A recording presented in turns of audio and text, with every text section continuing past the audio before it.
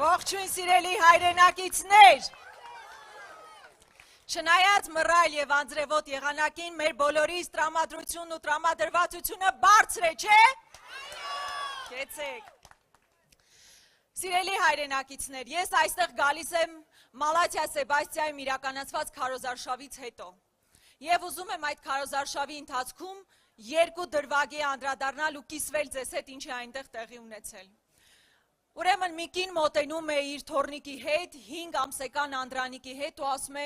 ես անպայման մերժելու եմ այս իշխանություններին և ընտրելու եմ ձեզ, որպեսզի իմ թոռնիկը քրիստոնյա մնա։ Դուք պատկերացնում եք մեկ ինչպիսի հանգրվանում ենք հիմա, որ մարդն անհանգիստ է, որ իր թոռնիկը կարող է քրիստոնյա չլինել։ Բայց դա ինչու է այդպես, որովհետև մեր հերոսական պատմության յուրաքանչյուր դրվագ հիմա ուրացվում է։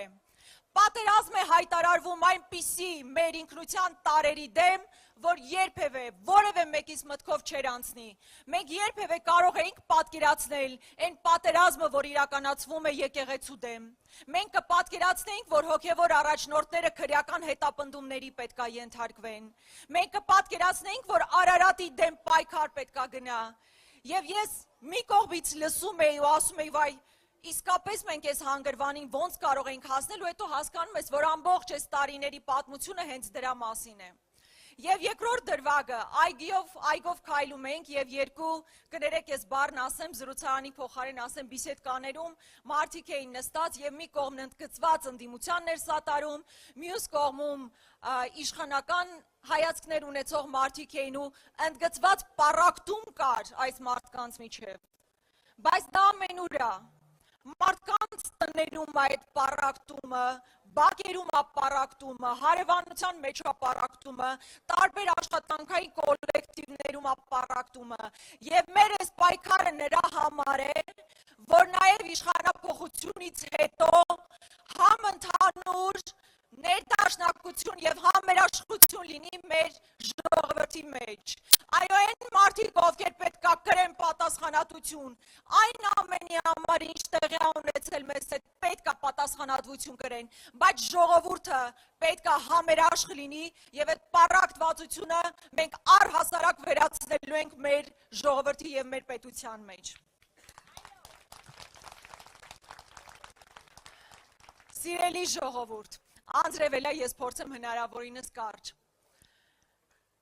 Մենք մի քաղաքական ուժ ենք, որ իր շապիկին կամ իր կրծքին Հայաստանի քարտեզ չի խփել, բայց որի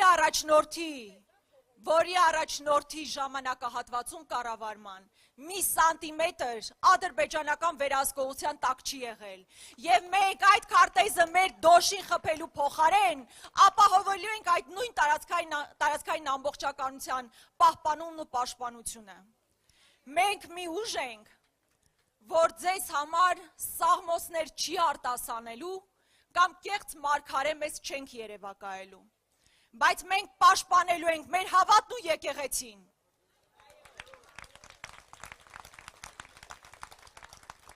Մենք մի քաղաքական ուժ ենք, որ պապ թագավորի մասին չի խոսում, հայոց պատմության գրքերը գրկած չի նկարվում,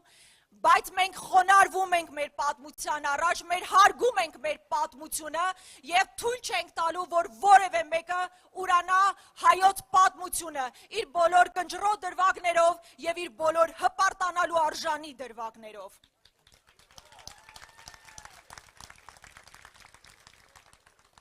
Ես ուզում եմ շատ կարճ անդրադառնալ մի դրվագի, որ երեկ արձանագրվեց, գիտեք, որ պաստար պոկելու համար երիտասարդ տղան ի վերջո ինքնասպանություն է գործել, այսինքն քրեական հետապնդում է իրականացվել նրա նկատմամբ և այնուհետև նա ինքնասպանություն է գործել։ Քննչական, դատախազություն, ձեր գործը պաստար պոկողների նկատմամբ քրեական հետապնդում հարուցելն է,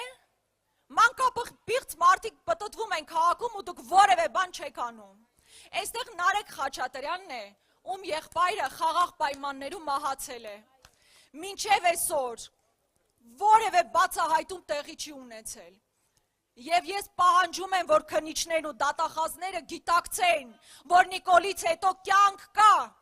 Իրենք պետք է ծառայեն Հայաստանի Հանրապետությանը եւ ոչ թե կոնկրետ անձին։ Եվ իրական հանցագործության հետևից գնան եւ ոչ թե պաստառ պոկողների, որը ունենում է ուղակի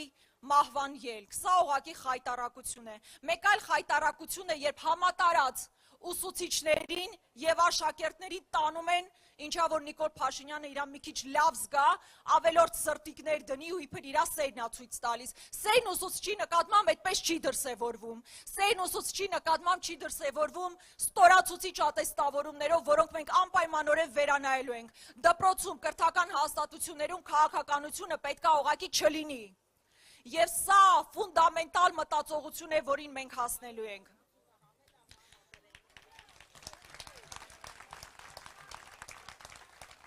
Ժողովուրդ, բավականին բարդ ընտրություններ են, ես հասկանում եմ, ամեն տեղից մանիպուլյացիաներ, կեղծիքներ, բայց ես ուզում եմ դուք նայեք այս հարթակին։ Այս հարթակին կանգնած են մարդիկ, ովքեր երկար ճանապարհ են անցել։ Այդ ճանապարհով միայն հպարտանալ արժանի են։ Մենք այստեղ ունենք Սփյուռքի ներկայացուցիչ ու մենք տեսնում ենք, թե ինչպիսի քաղաքականություն է վարվում Սփյուռքի դեմ։ Ոնց են կտրել մեր երկու թևերը, Սփյուռքը եւ Արցախը, եւ հիմա փորձում են ոչնչացնել Հայաստանը։ Ես ուզում եմ մենք բոլորս հունիսի 7-ին տեր կանգնենք Հայաստանին, տեր կանգնենք մեր պատմությանը, մեր ապագային, մեր հավատքին, մեր եկեղեցուն։